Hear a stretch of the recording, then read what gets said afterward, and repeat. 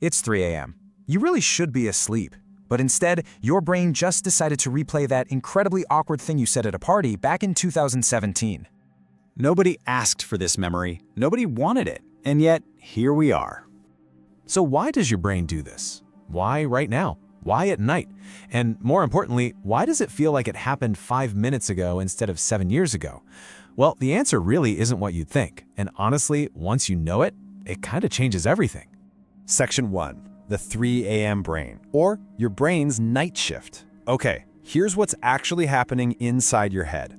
Think of your brain like a massive stadium. During the day, that stadium is packed. Tasks, conversations, notifications, deadlines. The crowd noise is just deafening. Your brain is completely focused on what's happening right there on the pitch. But at night, everyone goes home. The stadium empties out, and that's exactly when the cleaning crew comes in. Scientists actually call this cleaning crew the default mode network. It's a set of brain regions that switch on specifically when you have absolutely nothing else to focus on. No tasks, no distractions, just you, your pillow, and your thoughts. And here's what that cleaning crew does. It goes through every single corner of the stadium, picking up what got left behind during the day. Unresolved moments, unfinished emotional business, things your brain flagged as important, but just never got the time to process. So, that embarrassing moment from 2017? Yeah, it's been sitting in the corner of the stadium this whole time, just waiting for the crowd to leave. Section 2. Embarrassment as an emergency. But why does the cleaning crew keep picking up that specific cringe memory over and over, instead of, I don't know, just leaving it alone? Well, here's where it gets genuinely wild. A UCLA scientist named Naomi Eisenberger put people inside brain scanners and did something, honestly, a little mean. She had them play an online game where the other players suddenly just stopped including them. Just completely excluded them for absolutely no reason. And when she looked at the brain scans, the regions that lit up were the exact same regions that activate when you feel physical pain. Not similar regions, not nearby regions, the exact same ones.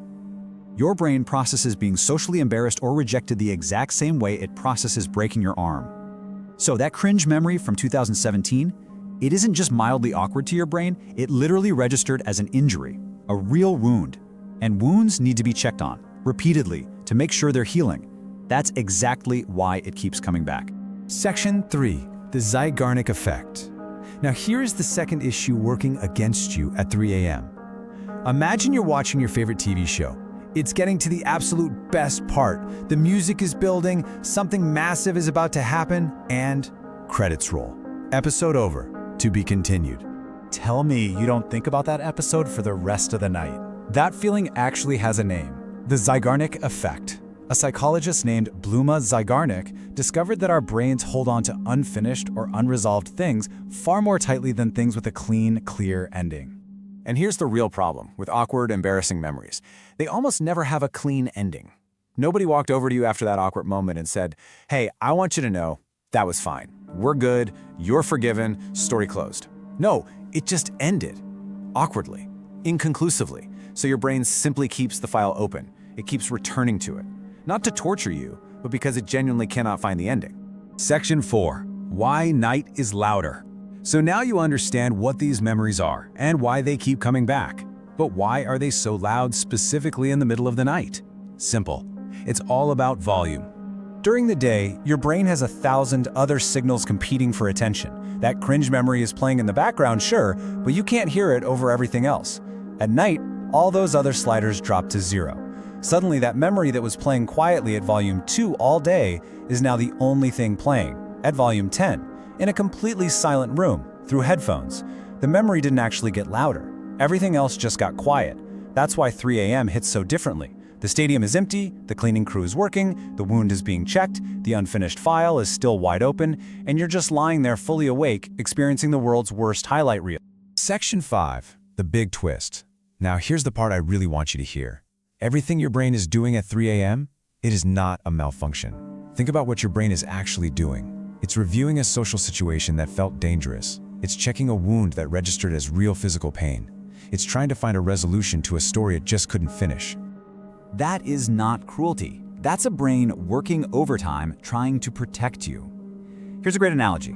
Imagine a really devoted, maybe slightly overworked coach who stays up all night rewatching game footage, looking for what went wrong so the team doesn't repeat the exact same mistake. The coach isn't punishing the players, the coach is preparing them. The problem isn't that your brain replays these moments. The problem is it never tells you when the review session is over, so it just keeps looping. But here's the science-backed way to actually stop it. Give the story an ending. Write it down, say it out loud, text a friend and tell them. Research on the Zeigarnik effect shows that once the brain feels like a story has been acknowledged, like it's been properly received, it's far more willing to close the file. You don't even need to resolve the embarrassment. You just need to give your brain a clear signal that says, I heard you, I saw it, we're done reviewing. So tonight, if your brain decides to play that 2017 memory at maximum volume while you're just trying to sleep, just remember this: your brain isn't broken. It's just a very dedicated coach who forgot to clock out. And if you want it to stop, give it an ending. The next time you wake up at 3 a.m. to a highlight reel of your most embarrassing moments, ask yourself, is your brain trying to torture you, or is it just waiting for you to finally close the file? So, what's the most random, embarrassing memory your brain loves to replay at 3 a.m.? Let us know in the comments.